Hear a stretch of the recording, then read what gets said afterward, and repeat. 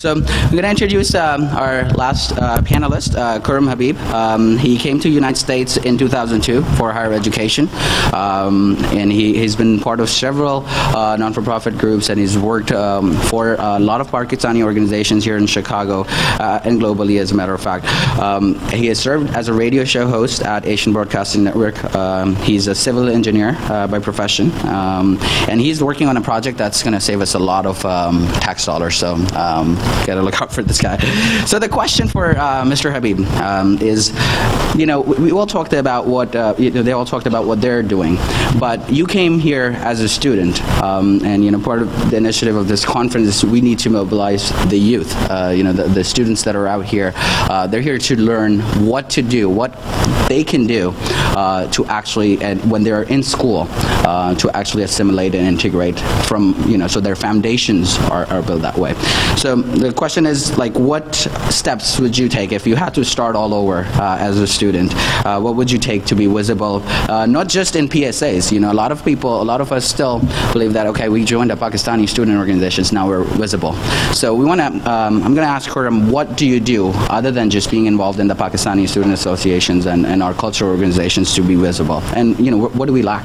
Sure. Thanks, Imran. One way to look at it is that we should first of all see what are the things we are missing, even if it's PSA, even as a group, as a people. What I have seen, and some of the PSAs in Chicago area are really good. You can see USC is hosting this thing. But at the same time, when I see most of the students and most of the PSAs over here, I have seen they have divided into groups based upon their study group, based upon the part of the Pakistan they are from, or if they like certain things in Pakistan. So you know what, I like that part, that another friend like that too. So that's it. This is my whole circle. So what we need to do is go beyond that. First of all, we have to unite everyone in PSA. So take it as a challenge. If you have some friend who's not part of it, just tell him, hey, you know what, we need at least 2 hours from you. Second thing what we have to do is, we actually have PSA events, we have PSA meetings, we enjoy with each other, we have Eid festivities and all that, and that's it. We have to take it to an extra level.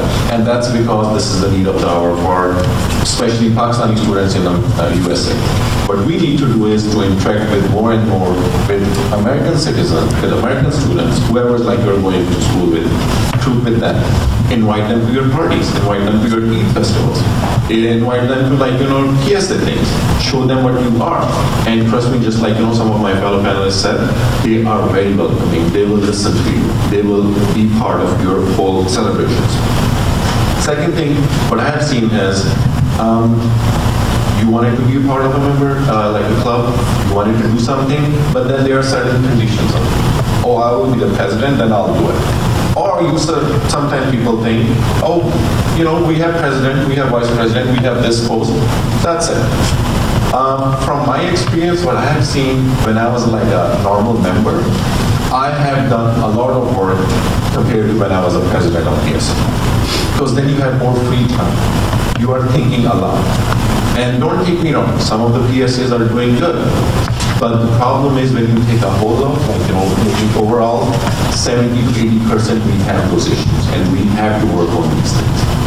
Now, what should we do?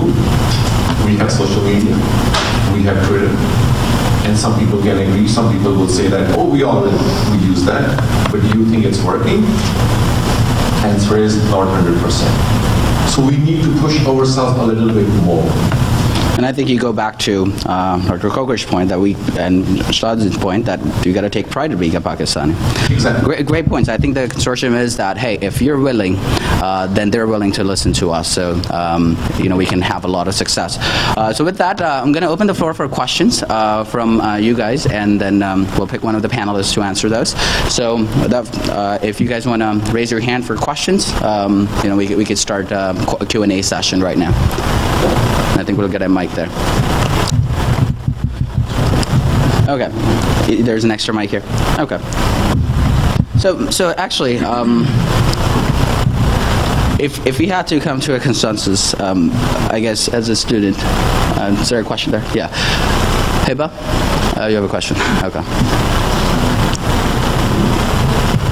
First of all, I want to thank all the panelists who spoke very well. And my question would be to all of you, or specifically to Mr. Khan, because you spoke about integration and define integration as being influenced and being influenced by. And if you would speak to the youth, what would you believe, to what extent innovation and traditions should be met in that integration process? There is always a conflict. I think this, when you talk about innovation, you may be referring to religious consideration. Is this what you're referring to? Innovation in keeping in tune with the 21st century. Okay. Well, I think so. One has there is a Pakistani cultural identity, and it would be a dangerous thing to consider it as a monolith. So there are multiple identities actually, and so one has to have that confidence in one's own identity to be able to make a contribution as one embraces the identity that is in this particular culture. And since this is highly morphable, again, it's not a static thing, so it's a very dynamic thing.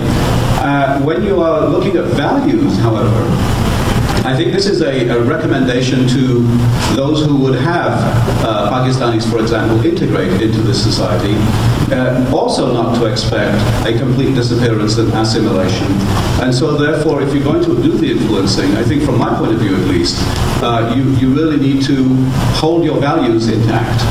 And that does not necessarily mean all of the aspects of your culture have to come along, but your values, I think, should come along, and you should not be required to abandon those. Okay.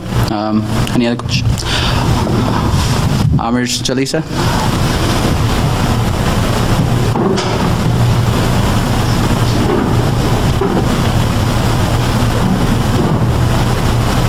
Morning. My question was any of the panelists can answer. I think I agree with what all of you said. What I'm interested in hearing from any of you is that as time goes by, not just assimilation of us in the community, but I think the next step in the process is to have elected officials. And I've got Pamela here on our table, and I think that's what the community needs more of. So my question is, how do you rally the community around so that you can have more people that take the time and effort to assimilate themselves more by holding public positions, so that in years to come, it makes it much easier for people that are in those roles to help the community even more. Dr. Bud? Yeah, good morning. Great question, first of all. Integration and assimilation. You see that, first of all, Judge Pamela Leeming, I give her a lot of credit, and I would like to applaud her efforts to really, it's last night when Ambassador Haqqani was saying, he was talking about the social continuity to pursue a purpose. You can be content with where you are, but you still have to have goals. So she wanted to be a judge. A lot of us who have seen her, she really worked very, very hard to really reach out and make linkages, connections to all officials to first get appointed, and then she had the courage to run. So it's first of all, we have to have goals. We want to be something, right? It's better to hope and dream for something and have half of it rather than hope for nothing and have all of it. So I think that the first and foremost thing is to have a desire to be in public service and serve, and then we have to figure out ways how we can sort of make those linkages. We have seen several of our community members who are appointed. I mean, I can look at Amir Saab, who is now Comptroller, Tariq Mahan Saab, who is CFO. I was appointed several times to Board of Education. But what we are talking about, empowerment through appointments in key positions, and also get elected to key positions. You do see like 2 Indian Americans who are governors in 2 different states, and they were part of the mainstream, and that was the reason. Assimilation doesn't mean, as we mentioned, Salahuddin Saab, that you lose your identity. You can he's still Indian American. Doesn't matter what he says, Bobby Jindal or Nikki.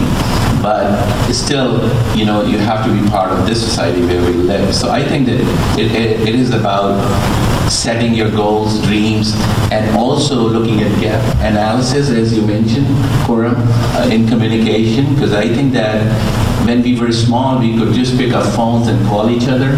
Now we need really we have to utilize all means of communications to sort of try to figure out if somebody's running, how we can support that person, and is he or she the best candidate.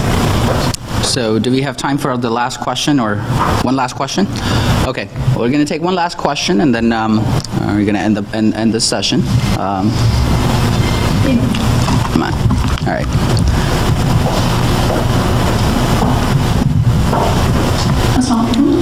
My question particularly pertains to Dr. Butt, because you mentioned how we were more important to the U.S. in terms of politically, globally. A few years ago, maybe a decade or two ago, when there was the Soviet invasion of Afghanistan, do you think that there is a similar need right now for the U.S. for Pakistan, and it is essentially the same and not much different? In fact, in some senses, we are more important right now than not to burn the bridges, so to speak. Great question. I think that there are need-based relationships which can sort of be very important and critical at one time. We saw in '54, then it faded in '60s, right? Then we had in '70s because we were needed when Soviet invaded Afghanistan. But that was again need-based. It wasn't a strategic relationship. Say, for example, India, and I just want to mention one thing, why we should take pride in Pakistan, and then I'll answer your question. Because I was looking at this very independent survey that where Pakistan ranks in return on investment.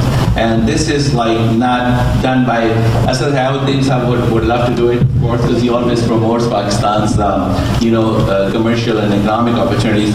But Pakistan ranks number 4 in return on investment. And I wanted to just highlight that point and how we can.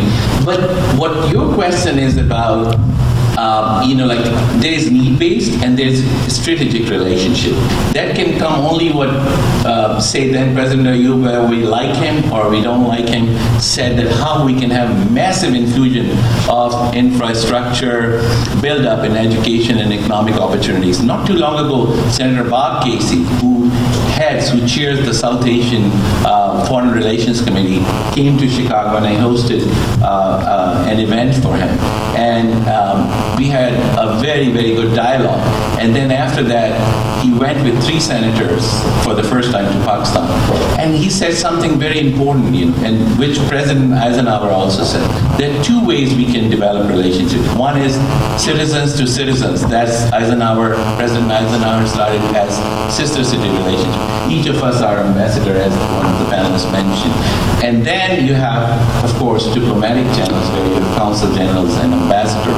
And they have to coordinate with each other, like in medical care. You have to have coordinated sort of action on those lines. So I think that Pakistan and America should not have only this kind of relationship which is need-based, but we should really think about when now it's the Secretary Hillary Clinton was visiting Pakistan, and I keep telling them, they ask me about, so how was the visit? There was tough rhetoric. What do you think? I said, it really creates more anxiety and uncertainty in a region which is already inflicted with so much violence. Because you still go to Pakistan, 180 million people every day wake up. Whenever you go, it's a great nation, great country, because people every day go about their business. So we really have to support that kind of image of Pakistan. We have to work with U.S. opinion makers and think tanks and centers and decision makers who sit in key positions. And we should really try to build up a very, very financially viable relationship, because those carry on. Other relationships disappear with time. Okay, thank you, Dr. Butt. I believe that's the end of the panel. What we're going to do is take a 5-minute commercial break, and then we're going to actually ask our second moderator, Dr. Aisha Sethi, who's going to introduce her panel, and that panel is on art of lobbying, organizing, and mobilizing. So thank you all. Thank you, the panelists, for being here. Great round of applause.